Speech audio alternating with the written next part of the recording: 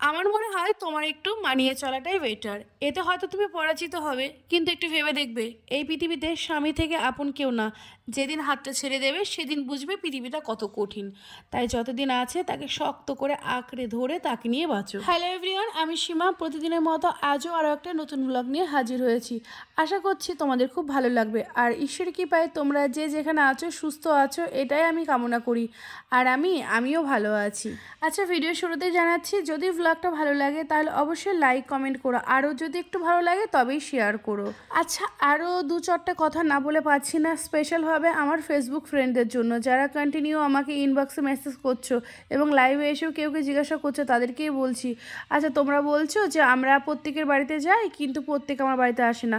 আর আমি বলবো, তোমরা তো ভুল বাড়ি যাচ্ছ, তোমরা তো মানুষ চিনতে পারছো না। মানুষটাকে চেনো আগে, মন আর ব্রেন দিয়ে কাজগুলো করো, নাহলে হবে কি করে? তুমি তো ভুল লোকের বাড়ি যাও, সে কি তোমার বাড়িতে আসবে?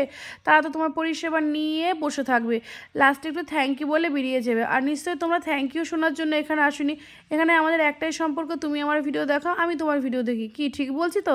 এটা কিন্তু সত্য কথা, হয়তো শুনতে খারাপ লাগছে। সত্য কথা বরাবরই শুনতে খারাপ লাগে, কিন্তু বাস্তব কথাগুলো বলতেই ভালোবাসি। আমি তো বরাবরই বলে দিচ্ছি, আমার পরিবারে যে আসবে, যার কমেন্ট দেখবো, সেই কমেন্ট ধরে তার বাড়ি যাব। তাহলে তোমরাও আমার পরিষেবা পাবে, আমিও পাবো। কারণ তোমরা যে দিন রাত 24 ঘন্টা তোমরাও সংসারে কাজ করে যখন ফোনটা নিয়ে বসে বসে আমাদের ভিডিওগুলো দেখো আর আমাদের কমেন্ট করো, অথচ আমরা গিয়ে একটু পরে বলবো, না গো দিদি ভাই, তোমার ভিডিওটা আমার সামনে আসেনি, আমি তো ফেসবুক সাজেস্ট করা ভিডিও ছাড়া দেখি না, রিচ এঙ্গেজ কমবে। আচ্ছা, তোমরা কি আদৌ জানো রিচ এঙ্গেজ কী করে কমে? সেটা আগে জানো, বোঝো, তারপরে কথা বলো।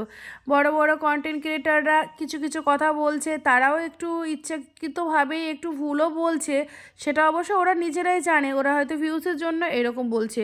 আর সেটা দেখে ছোট ছোট নতুন নতুন ইউজার যারা, সরি ছোটো নয়, নতুন ইউজার যারা, তারা একই ভিডিও করছে, ইনফরমেশন ভিডিও।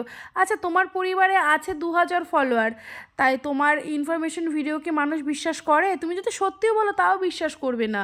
কেন? তোমার তো ফলোয়ারই এই কটা, তুমি আর কি জানো তাই ভাববে।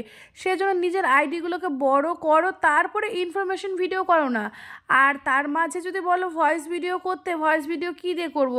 আরে ভয়েস ভিডিও সেইগুলোই করো যা তোমার জীবনযাপনে ঘটছে। কিছুই যদি না পারো সেইগুলো বারবার পোস্ট করো, ছোট করে বড় করে এইভাবে পোস্ট করা ধরো। তবু না জেনে ভুল ইনফরমেশন ভিডিওগুলো দিও না, দুদিন পরে মানুষের চোখ খুলে যাবে। এখনই 90% মানুষের চোখ খুলে গেছে, মানুষ বুঝতে শিখে গেছে কোনটা রিয়্যাক্ট করব, কার পরিবারে কি করব।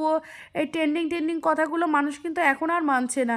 তাই বলছে, কাজ করতে চাইছো করো, সৎভাবে করো, তুমিও সফল হবে। সৎভাবে এগাও না। দেখো বাবু, আমি যেমন তেমন করে আমি কথা বলি, আর আমার কথার ধরন এইরকমই। আমার পরিবারে যারা আছো তারা তো আমাকে চিনেই গেছো, আর যারা নতুন তারা এসো তো বুঝতে পারবে।